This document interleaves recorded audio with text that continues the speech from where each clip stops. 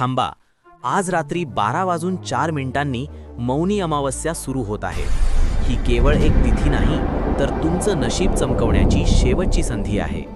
पण एक छोटी चूक तुम्हाला महागात पडू शकते. 17 जानेवारीच्या मध्यरात्रीपासून सुरू होणारा हा मुहूर्त 18 जानेवारीच्या रात्री 1:22 पर्यंतच आहे. उद्या तिथीनुसार 18 जानेवारीला पहाटे स्नान करणे तातडीचे आहे. ही वेळ निसटली तर वर्षभराचे पुण्यही निसटेल.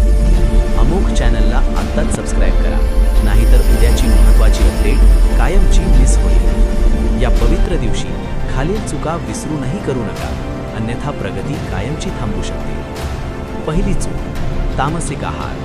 आजच्या दिवशी मांस, मद्य किंवा कांदा लसूण चुकूनही सेवन करू नका. असे केल्यास नकारात्मक ऊर्जा घरात प्रवेश करेल. दुसरी चूक, अस्वच्छता.